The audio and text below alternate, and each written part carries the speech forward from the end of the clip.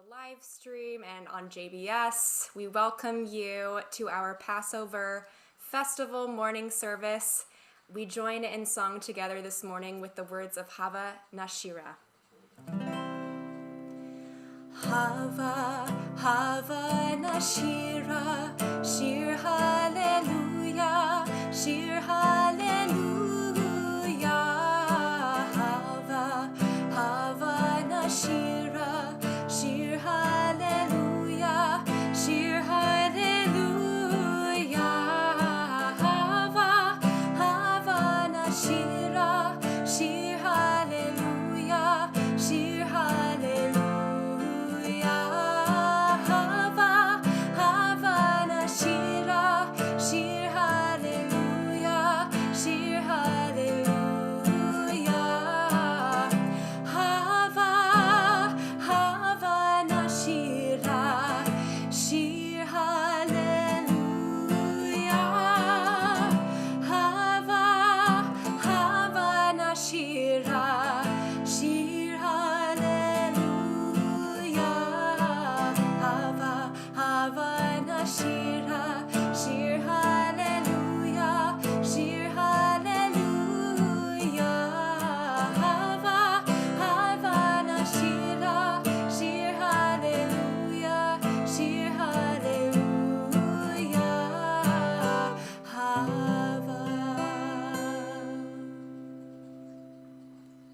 Boker Tov, good morning, and Chag Sameach. We are so happy to be together this morning to continue our communal celebration of Passover.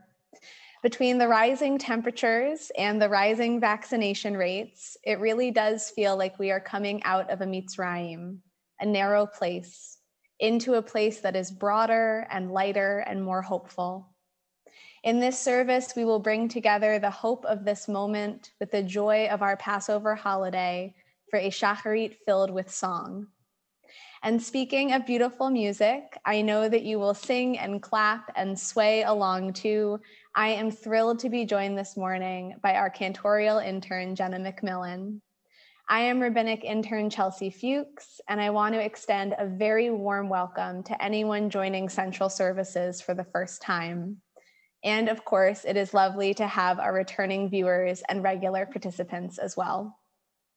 As a logistical note, you are invited to follow along with our order of service and download resources for text study later, all on the Central Synagogue website, centralsynagogue.org. We will begin our service with the words of Elohai Neshama, found on page 422. My God, the soul you have given me is pure.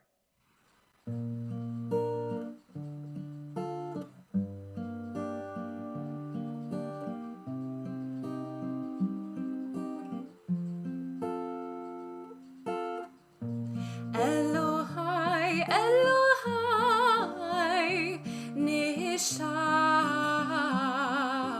Neshama, Shinatata bi Tehorahi.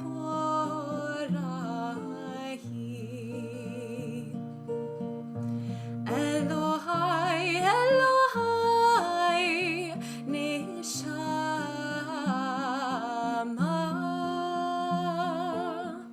Shinatata bi Tehorahi.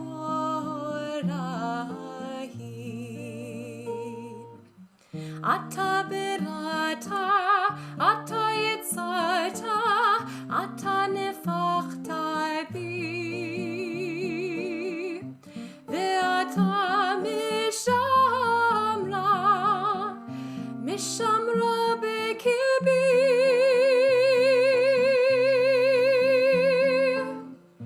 Elohai, Elohai, Neshama,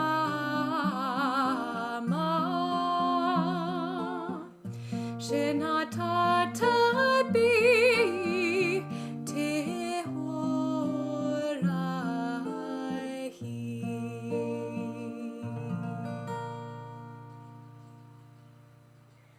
We read in English on page 447.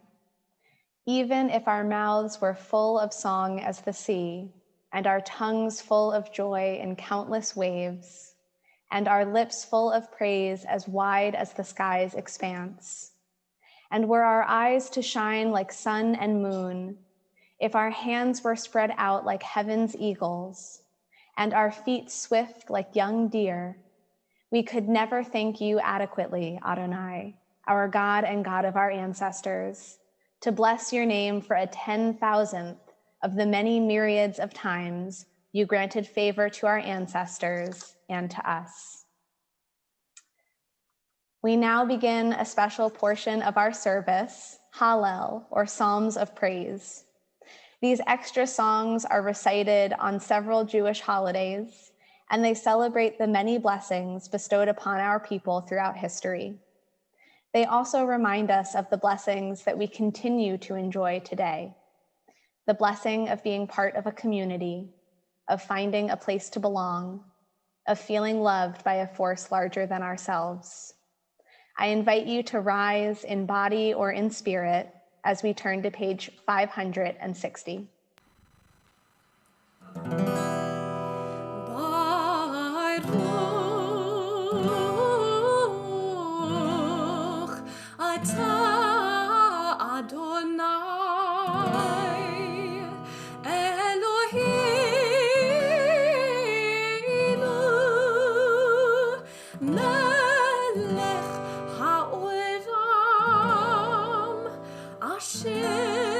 Shanu b'mitzvotav v'tzivanu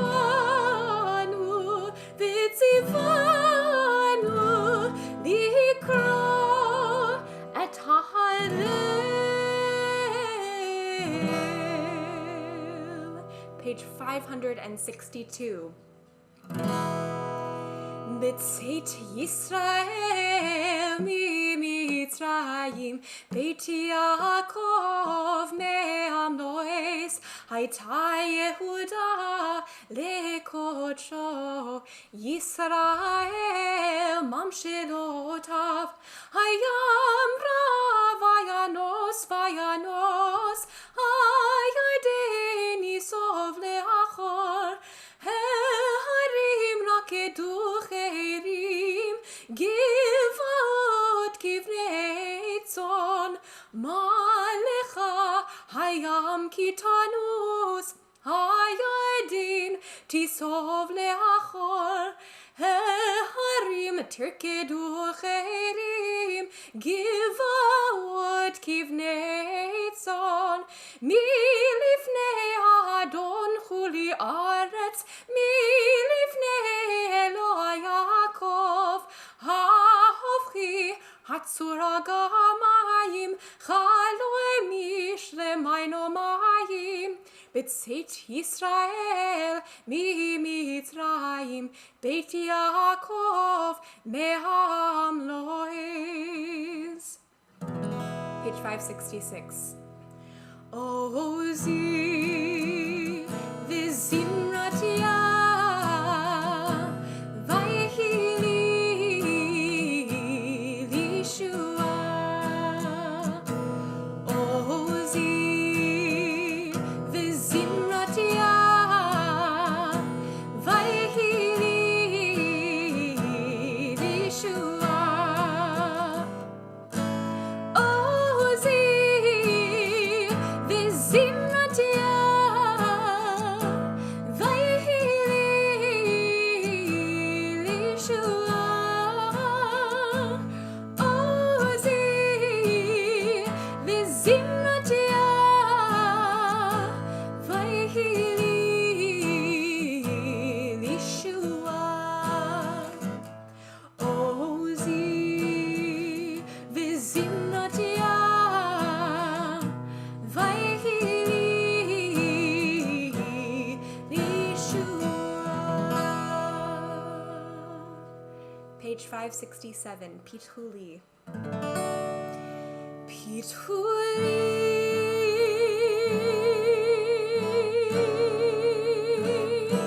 Sharei Tzedek.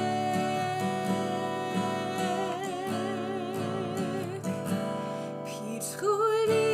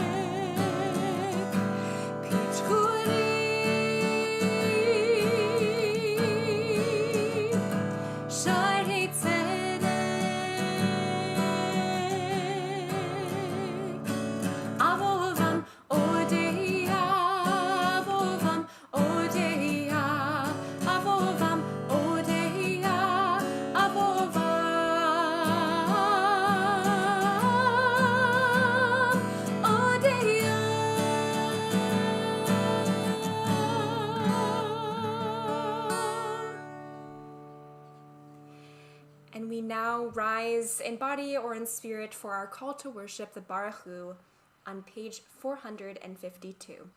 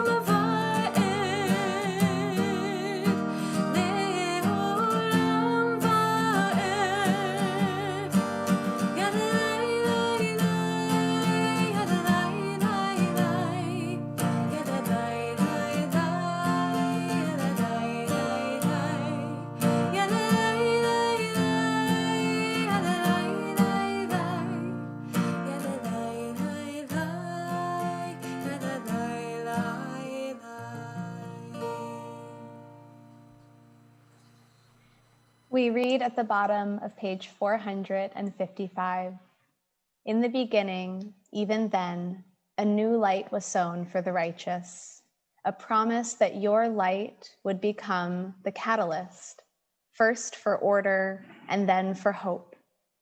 Author of language and light, help us to use words as you have, to cast light into dark waters and draw out justice and truth."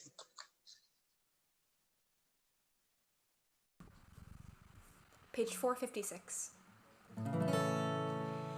Ahava rabba,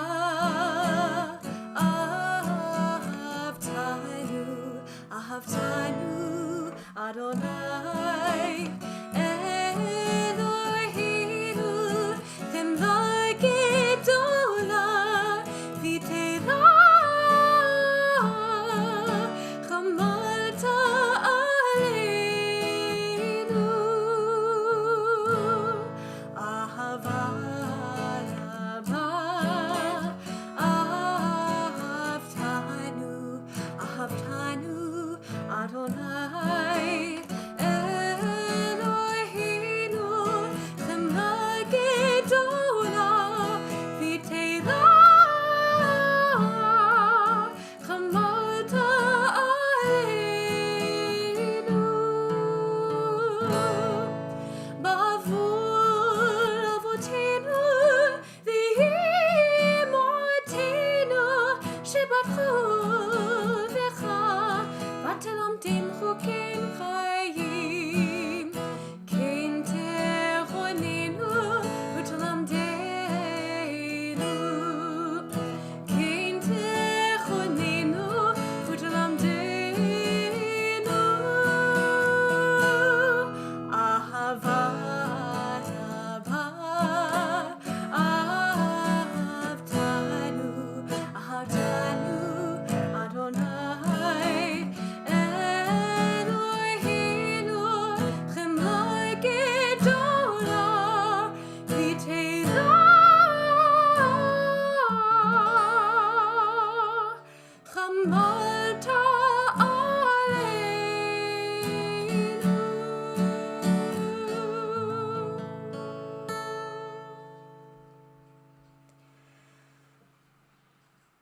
Shema Yisrael, Adonai Eloheinu, Adonai Echad, Baruch Shem Kevod Malchuto Leolam Vaed. Ve'ahavta et Adonai Elohecha בכל לבבך ובכל נפשך ובכל מאודיך. והיו הדברים האלה אשר אנוכי מצווך היום על לבבך, ושיננתם לבניך ודיברת בם בשבתך בביתך ובלכתך בדרך ובשוכבך ובקומך, וקשרתם לאות על ידיך, והיו לטוטפות בין עיניך, וכתבתם על מזוזות ביתך ובשעריך, למען תזכרו ועשיתם את כל מצוותי, והייתם קדושים לאלוהיכם. אני אדוני אלוהיכם, אשר הוצאתי אתכם מארץ מצרים, להיות לכם לאלוהים. אני אדוני אלוהיכם.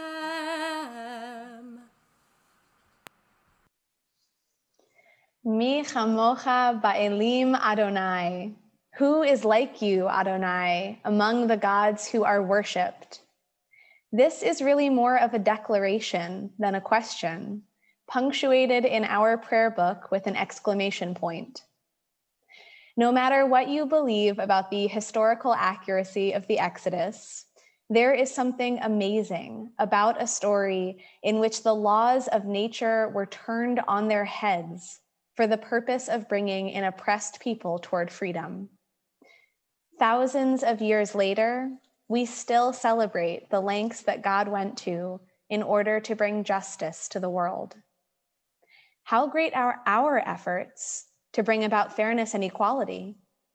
May we invest so wholeheartedly in this work that we transform this question into an exclamation.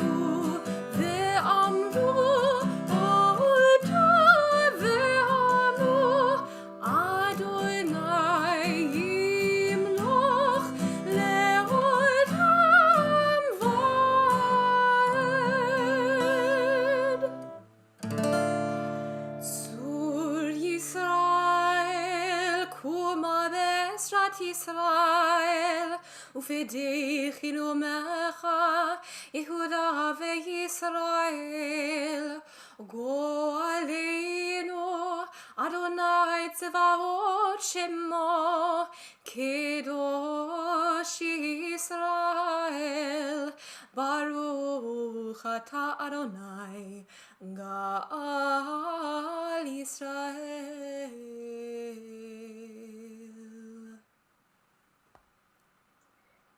Today is the day that we switch from saying Mashiv Haruach Umorid Hagashem in the Amidah, our standing prayer, to saying Morid Hatal. The former is a prayer for rain, while the latter is a more modest prayer for dew. Given today's weather, it is ironic to stop praying for rain, at least here in New York. We are about to enter the month of April, and as the saying goes, April showers bring May flowers.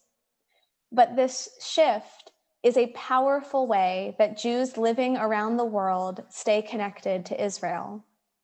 Rather than follow our own seasons, we acknowledge the cycle of the year as it plays out in that beautiful land where poppies are just beginning to bloom. I invite you to rise in body or in spirit and turn to page 468 as we join with each other and with Jews all over the world in reciting the Amidah.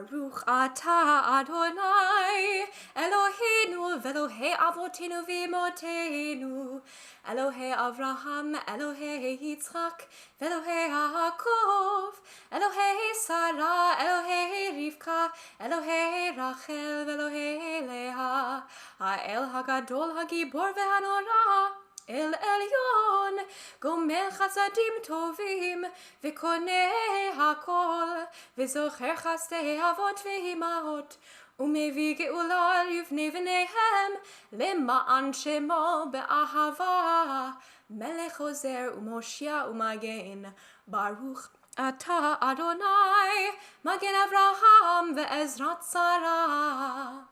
Ata gibor leolam Adonai, v'chayei metim ata rav lehoshia, marid hatal, mechalkel chayim bechesed, mechayei metim berachamim rabim, somech noflim v'rofei cholim, umatir asurim, Umekayem emunato lishenei afar.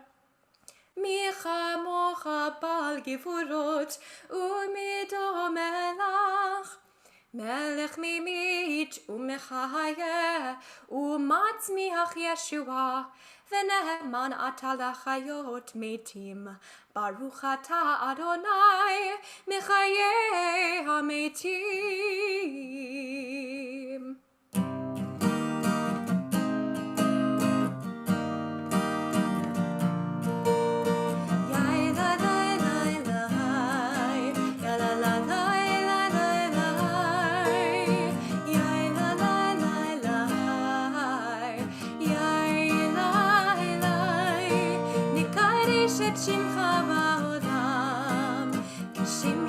Shim oto bishmei marom kakatu vayad neviecha v'kara ze el ze ve'amar kadosh kadosh kadosh Adonai tzevaot melech haaretz kevodo adir adirenu Adonai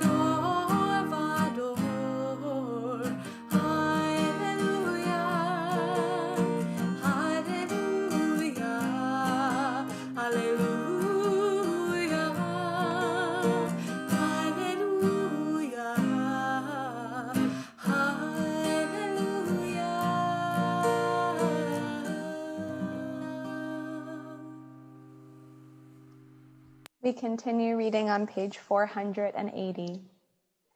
Eloheinu v'Elohei avotenu v'imotenu, ya'aleh v'yavo v'yizacher zichronenu, v'zichron kol amcha beit Yisrael lefanecha, l'tova, lechen u'lechesed, u'lerachamim, lechaim u'leshalom, b'yom chag hamatzot hazeh. Our God and God of our ancestors, be mindful of your people Israel, and recall our merit for good and grace, and in loving kindness and compassion for life and peace on this festival of Pesach. Zocherinu Adonai Eloheinu b'al tova. Amen. U'forgeteinu v'livracha. Amen. Ve'hoshinu v'lechayim. Amen. We continue now with silent prayer.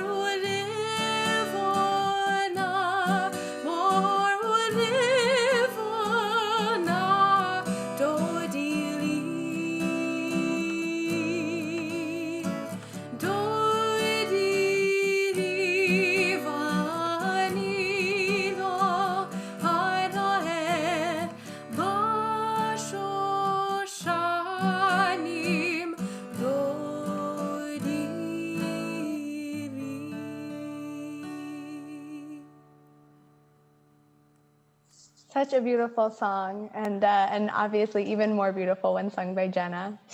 So I would love for us to turn together to some Torah study before we hear Jenna beautifully chant some words of Torah for us later. I am going to share my screen, which is a real test of my technical abilities. All right. And this morning, we are going to have a Passover text study that I've titled Insiders and Outsiders, and that will be the theme that guides us through these texts. And as I teach and as you all share your thoughts and teach us, I just want to let our viewers know that I will be following along in the Facebook chat. So any questions I pose that you have answers to, or any questions of your own that you want to pose, I invite you to share your thoughts in the Facebook chat, and I'll be reading along to learn so that we can learn together here in this virtual format. And no surprise, Ed has shared the link very helpfully. Thank you so much. Okay, so we begin with part of our story, which I think will be very familiar to anyone who had Seder last night. And it is a number of verses from Exodus that help explain how we get ourselves into the situation in which the Israelites were enslaved. And I will start out by reading this. But the Israelites were fertile and prolific. They multiplied and increased very greatly, so that the land was filled with them.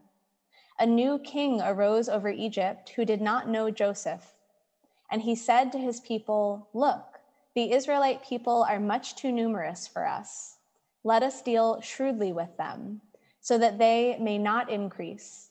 Otherwise, in the event of war, they may join our enemies in fighting against us and rise from the ground.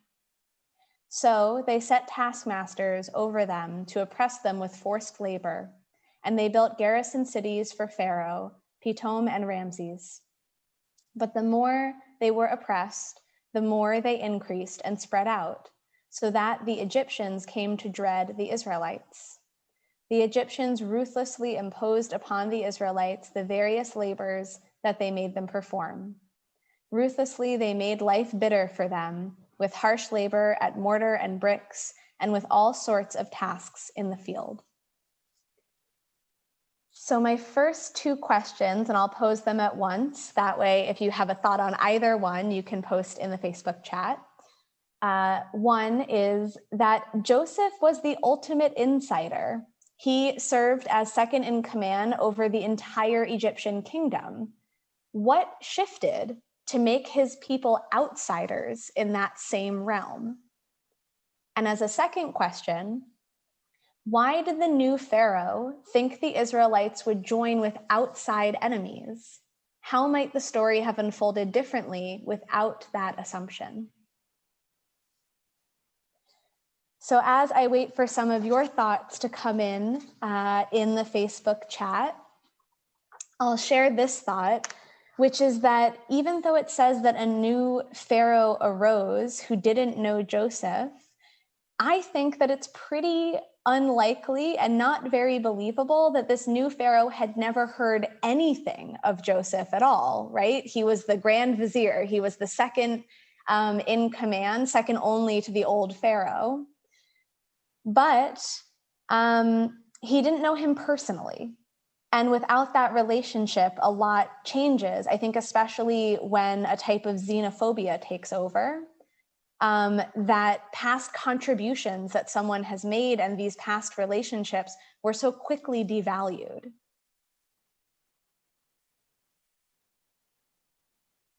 All right.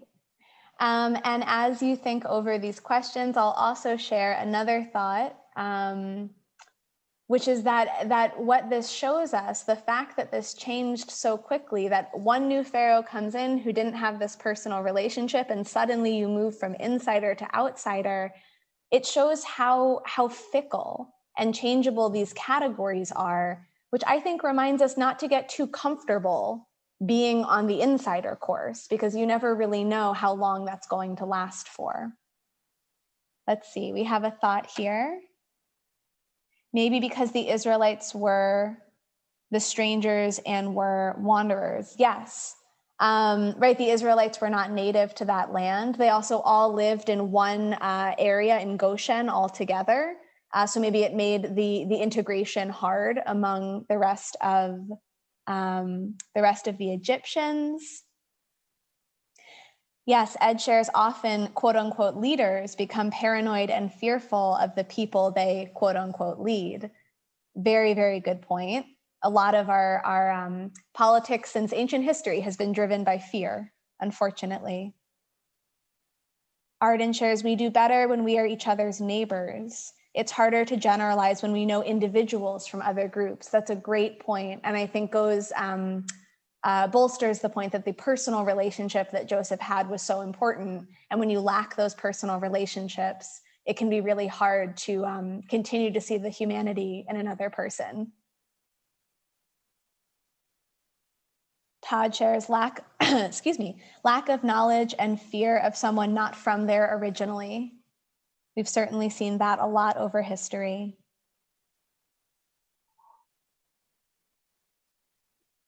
Paula shares, this raises questions of assimilation versus keeping a tight hold to a separate community. It has always been a challenge for Jews to maintain their beliefs and traditions while being part of another state. That question of assimilation versus separation, and how much do you maintain a particular identity versus blending in, and what might the effects of that be if you combine it with a leader who has a xenophobic tendency. Abe shares, enjoy the freedom of today and prepare for the possibilities of the future. Well, we will be getting into that further. Yes, it's I always love when someone can sort of preface what's going to happen in the rest of the text study. All right. All right. Any last thoughts before I move to the next text?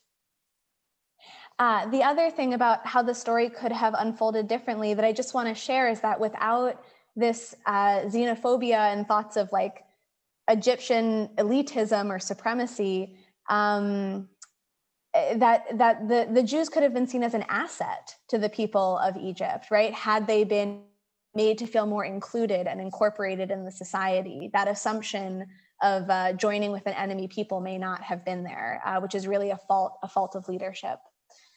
Okay, we will move to the second text now, which I would love to invite Jenna to read for us, just so that you don't only hear my voice. Of course. A certain man of the house of Levi went and married a Levite woman. The woman conceived and bore a son, and when she saw how beautiful he was, she hid him for 3 months. When she could hide him no longer, she got a wicker basket for him and caulked it with bitumen and pitch. She put the child into it and placed it among the reeds by the bank of the Nile. And his sister stationed herself at a distance to learn what would befall him. The daughter of Pharaoh came down to bathe in the Nile while her maidens walked along the Nile. She spied the basket among the reeds and sent her slave girl to fetch it. When she opened it, she saw that it was a child, a boy crying. She took pity on it and said, "This must be a Hebrew child." Then his sister said to Pharaoh's daughter, "Shall I go and get you a Hebrew nurse to suckle the child for you?" And Pharaoh's daughter answered, "Yes." So the girl went and called the child's mother. And Pharaoh's daughter said to her, "Take this child and nurse it for me, and I will pay your wages." So the woman took the child and nursed it. When the child grew up, she brought him to Pharaoh's daughter, who made him her son. She named him Moses, explaining, "I drew him out of the water." Thank you so much, Jenna. Okay, so this surprisingly is we don't get so much of the story of Moses individually in our Haggadah. We get the story of the Israelite people as a whole in our Haggadah, but this is Moses's origin story. This is when he was born, despite the fact that there was a decree by Pharaoh that the male Israelite babies should be thrown into the Nile. And there's a tremendous amount, I think, as someone pointed out in the chat, there's a tremendous amount of love in this scene. There's a lot going on here, which we will delve into. I'll throw out my 2 questions first, and then talk a little bit more about my thoughts as I wait for some of your thoughts to come in the Facebook chat. The first question is this. Pharaoh's daughter, who is later called Bhatia, was an insider in the Egyptian monarchy. Her status and her identity were tied to Pharaoh. Was being an insider a help or a hindrance when it came to saving Moses? And the second question is, do you think gender had an impact on the way this scene unfolded? And if yes, how so? Anyone who's in my Women in Tanakh class will know that, of course, I think that gender played a role in this, as I think it plays a role in most things. But before getting into those answers as they are coming in, I'll just share that I think it's amazing how clear the text is about what's happening here. Pharaoh's daughter goes down to the Nile. She doesn't do this in secret, take this baby out of the water. She sends a maiden to go and get him. And in addition, she exclaims, "This must be a Hebrew child." So if there's any part of you that's thinking that Pharaoh's daughter doesn't know exactly what she's doing, defying her father's order, there it is right in the text. She knows what she's doing and she's ignoring his order anyway.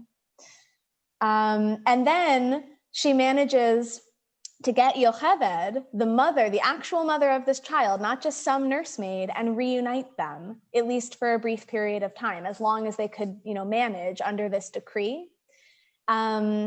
And she pays her wages. There's sort of this alternative economy that's happening here as well. So I think this scene is incredibly powerful, and some of you do too. I see comments coming in. Let me read through them.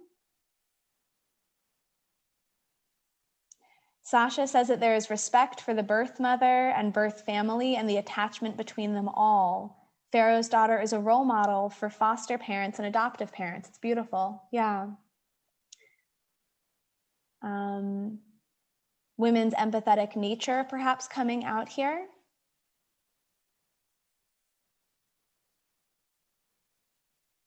Todd says it was an act of courage and civil disobedience. She was getting in good trouble. Absolutely, absolutely.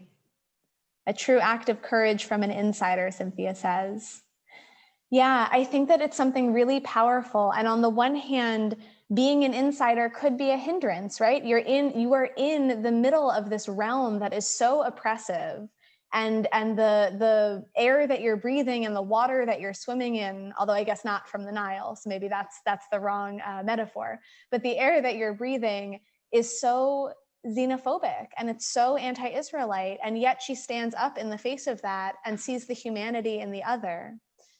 But also maybe there was a help here. She had potentially the ability to think that the punishments would be a little bit more muted for her. She is an insider and she's breaking the rules, but maybe by being an insider and having that power, I wonder if she had a little bit more security in her position.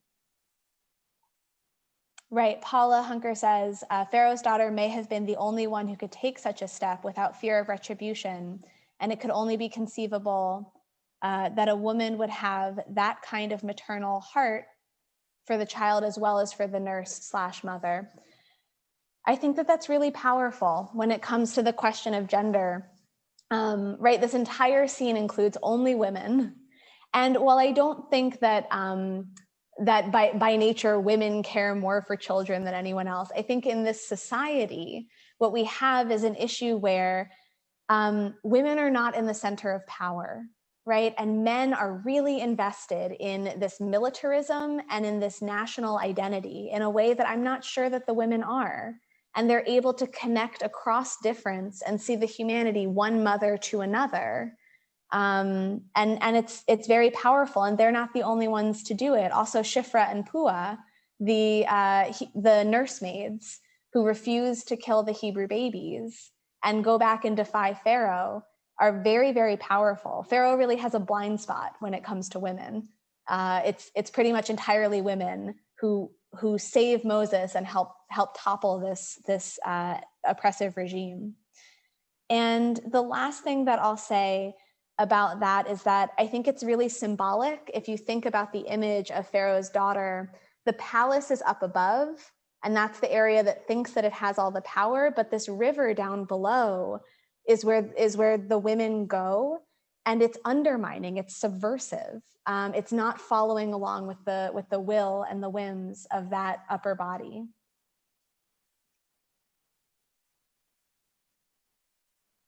Wonderful. Thank you all for your thoughts on this.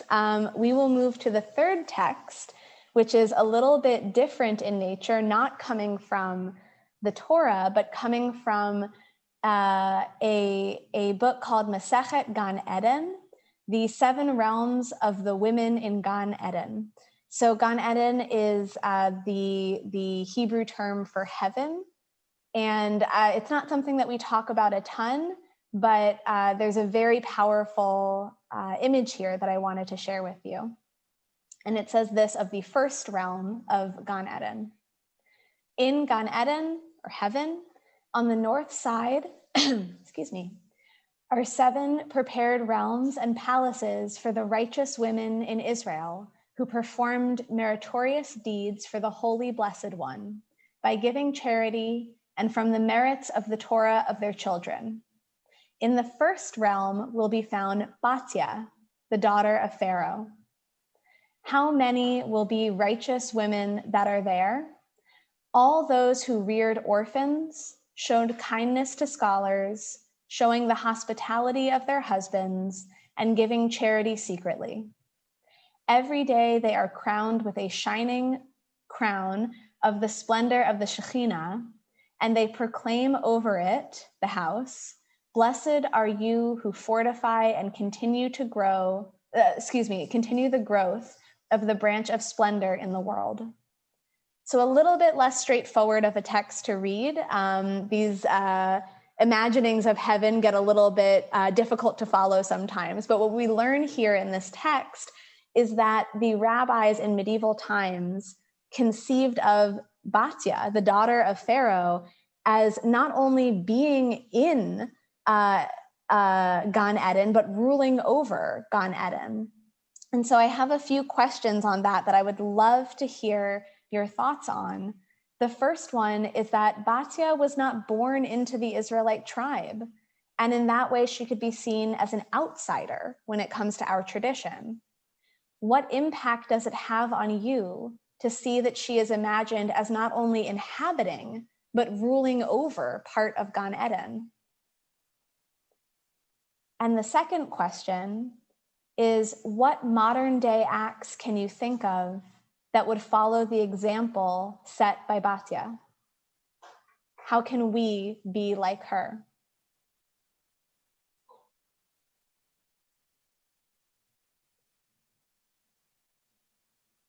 And as I wait for some answers to come in,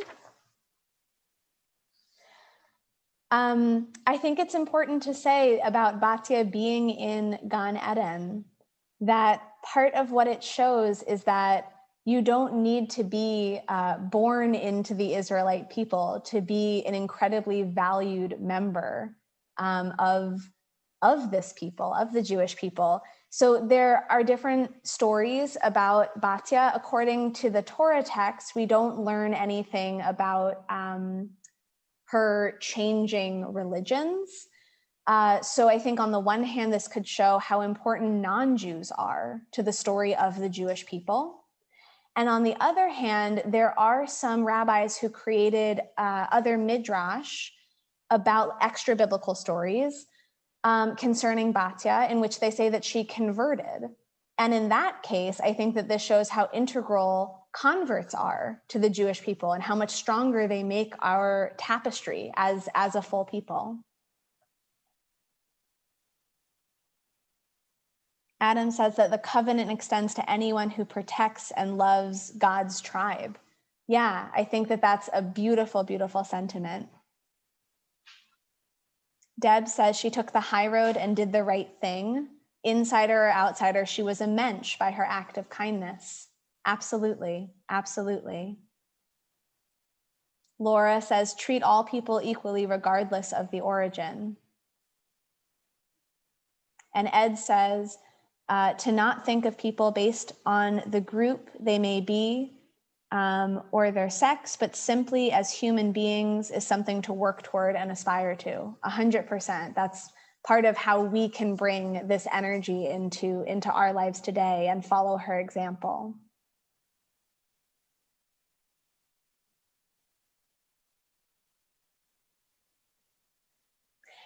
Paula, you anticipated exactly what I was going to say. You said, it makes me think of the tribute to the righteous Gentiles in Yad Vashem who saved Jews in the Holocaust.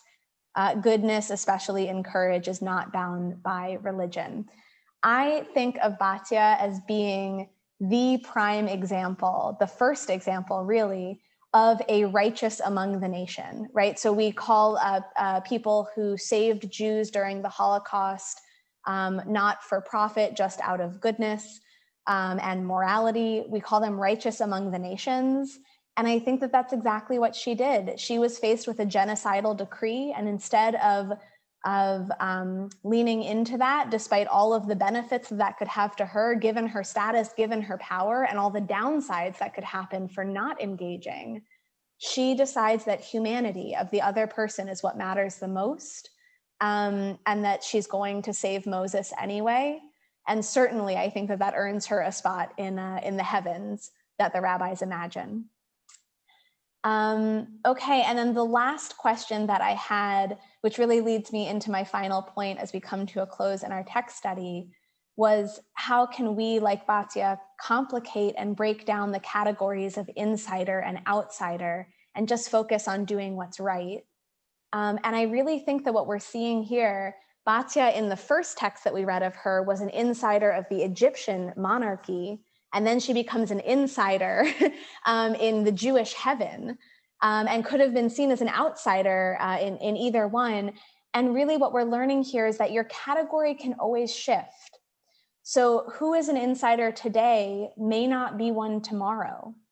And it's important to always imagine what could happen if you became an outsider, if you became vulnerable, and to make sure that treatment of that group of people is something that you would approve of personally for yourself, because you really never know.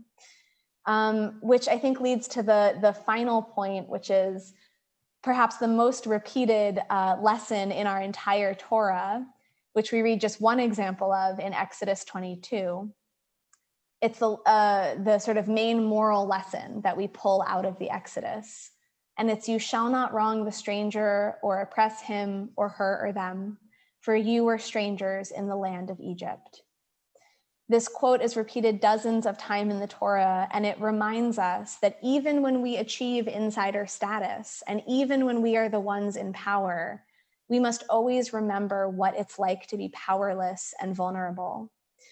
The fact that Pharaoh's daughter, Bhatia, originally an outsider to our group, best embodies this ethical approach, should make the message of this all the more powerful. These categories are not stagnant, and we can and we should always be working to break them down. May we see a future with no outsiders, where we're all insiders and connected together. And I am very happy to transition back over to Jenna for some beautiful chanting and words of Torah.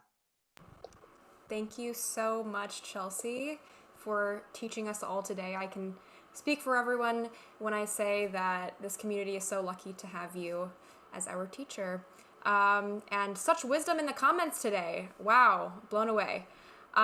So we are now shifting to our Torah service, just a brief chanting of Exodus 13, verses 6 through 10. This is the portion that talks about the commandment to observe Pesach and to eat unleavened bread for the duration of the 7 days. So we join together in the blessing to study Torah. Baruch atah Adonai Eloheinu melech haolam asher kiddushanu b'mitzvotav la'asok b'divrei Torah.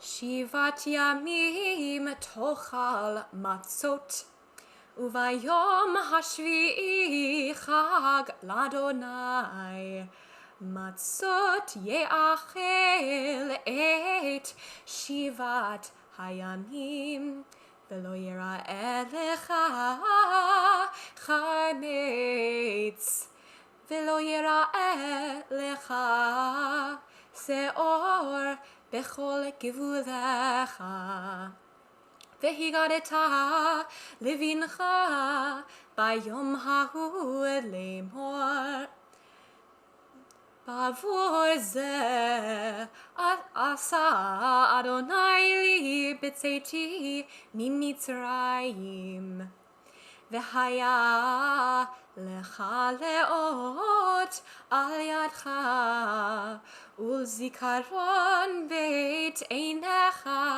leman tihyeh Torat Adonai b'ficha Ki biyad chazaka hotziacha Adonai mimitzrayim v'shamarta et hachuka hazot lemoada miyamim yamima.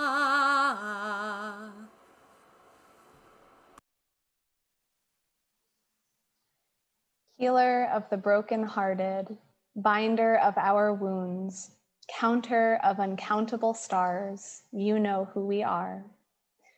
This poetic interpretation of Psalm 147 reminds us that while we use psalms to sing out in joyful praise of Adonai, especially in a morning service with Hallel, we also engage with our tradition in times of pain to find comfort and healing.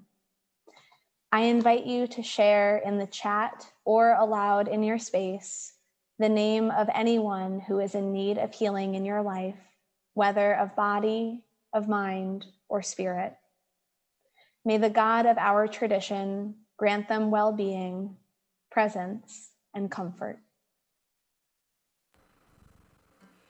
מי שברך אבותינו, אברהם, יצחק ויעקב. מי שברך אמותינו, שרה, רבקה, לאה ורחל. May the one who blessed our mothers, may the one who blessed our fathers, hear our prayer, hear our prayer, hear our prayer, hear our prayer, and bless us as well. Bless us with the power of your healing. Bless us with the power of your hope. May our hearts be filled with understanding and strengthened by the power of your love. מי שברך אבותינו, אברהם, יצחק ויעקב. מי שברך אמותינו, שרה, רבקה, לאה ורחל.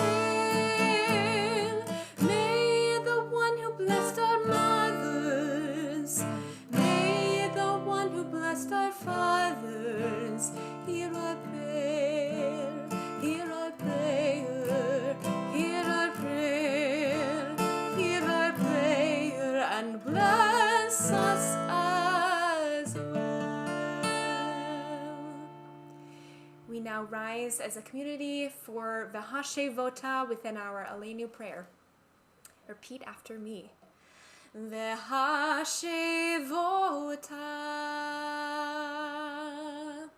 el levavecha,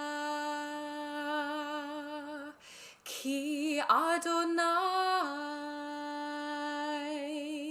hu ha-Elohim, v'namar v'haya Adonai lemelech al kol haaretz, bayom hahu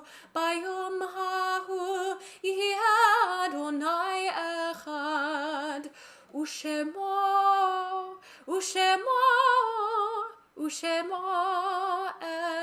echad. As we turn our thoughts to those we love who are no longer with us, this short poem expresses what it means to continue on in the wake of loss. Separation by W.S. Merwin. Your absence has gone through me like thread through a needle. Everything I do is stitched with its color. Although our days may be colored in part by loss, may we also infuse the world with the bright, vibrant, and deep hues of those we loved.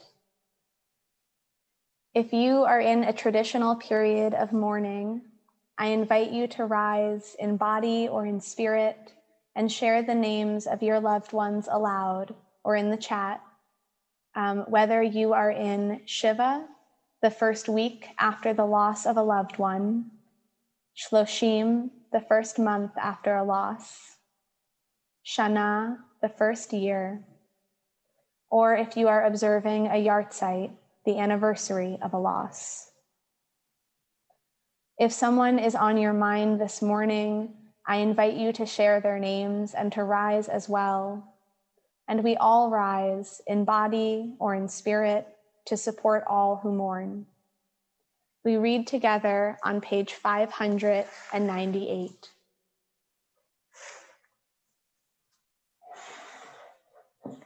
Yitkadal v'yitkadash shemei rabbah, B'alma divrach yirutei v'yamlich malchutei, B'chayechon uv'yomechon uv'chaye dechol beit Yisrael, Ba'agala uv'izman kariv v'imru amen.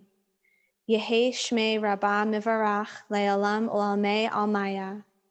Yitbarach v'yishtabach v'yitpa'ar v'yitromam v'yitnaseh. V'yithadar v'yit'aleh v'yithalal. Shmei dekudasha b'richu. Le'ela min kol birchata v'shirata, tushbechata v'nechemata, da'amiran bi'ama v'imru amen. Yehi shlama rabba min shemaya, v'hayim aleinu ve'al kol Yisrael, v'imru amen.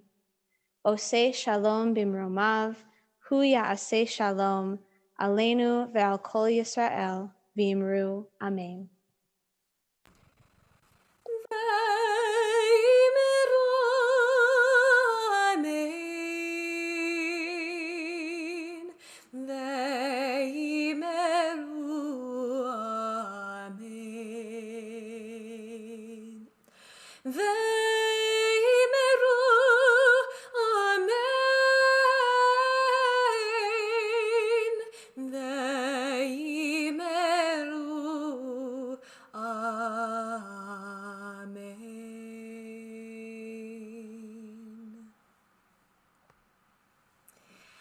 We both want to thank everyone for attending our service this morning.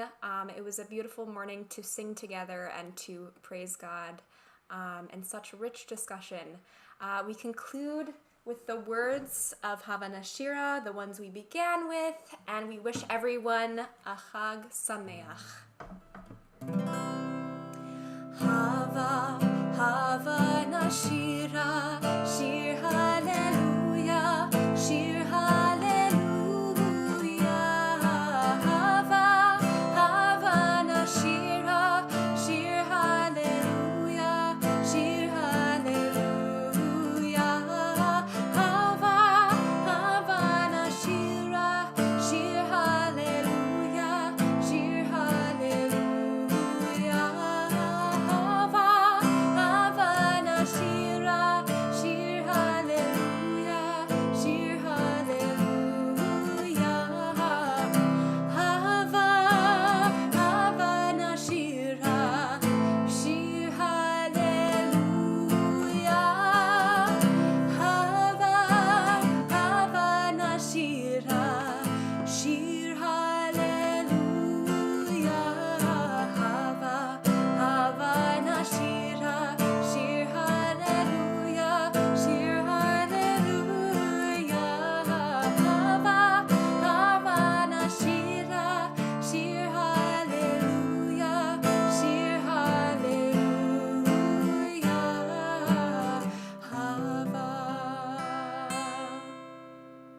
Boker Tov, Chag Sameach. Boker Or, Chag Sameach.